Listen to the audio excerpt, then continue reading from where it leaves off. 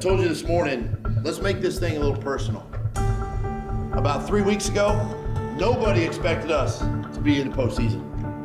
You gotta play with passion, you gotta have great fun. You gotta let your personality show in games like this, man. Right now, with this football team that I've seen over the course of this year, this is the closest this group has been all season.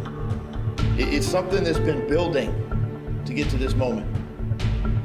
You play with that kind of passion and love tomorrow for one another. We gotta score one more point than them. And then we get back on a plane, go to Philly, and we get ready for the next one.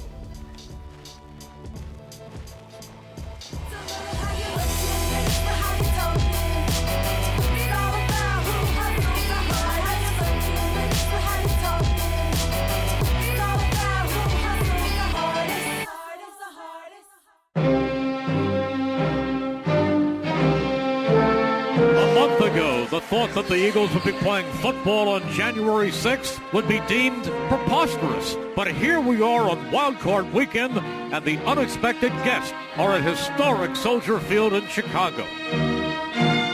Rule number one is if you're fortunate enough to make it into the postseason in the first place, then once you get to the postseason, everything you've done before don't matter. Everybody's record don't matter, what you did before don't matter. Like, it's done, it's over with. You know, you got to be able to move on from things fast, whether it's good, bad, or in between, you know. So going into the game, I feel like that everybody here, you know, we've kind of been in playoff mode for 5-6 games previous to the Bears game. So we've already had that playoff kind of mentality.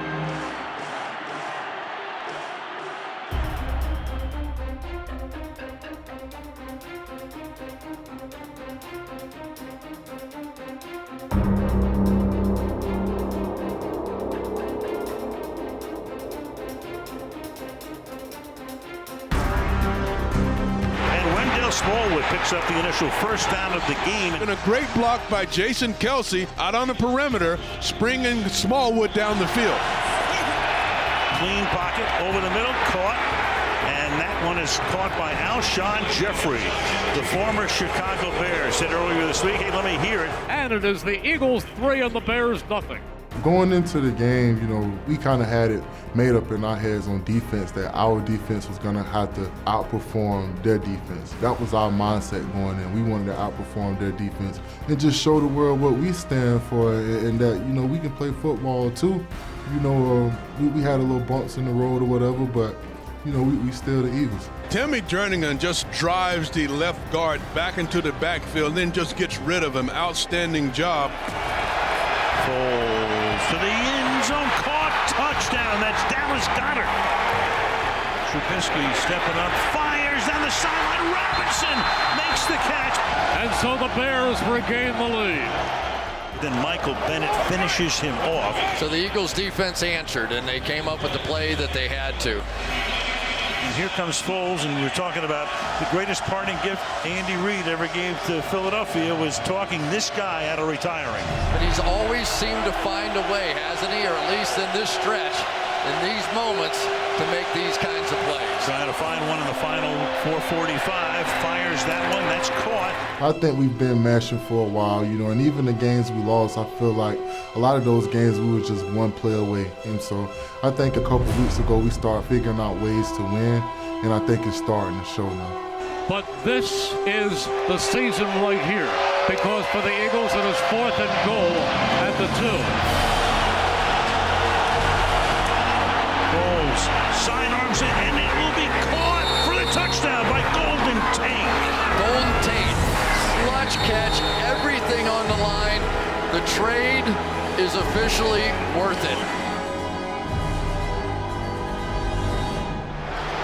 This is it. This Cody Parkey moment will cause each team either jubilation or despair. 43-yard attempt from the right hash mark.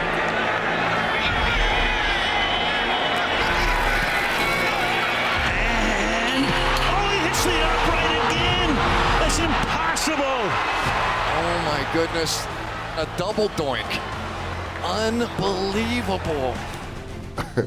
I remember, like, I told myself, I kind of had my back turned at first. I was like, I'm not going to watch it. I'm not going to watch it. But the second I heard, you know, the ball come off his foot, I had to turn around and see. And when I hit it, When I seen it hit off the upright, I was like, okay, we got a shot. And then when it came down and kind of hit the crossbar, I thought it was gonna flip in. And it flipped out, man, and I was just like, wow. Like, that's one of the wildest things I've been a part of. Like, it's definitely one of those good stories I'm gonna tell by the campfire for a long time, you know?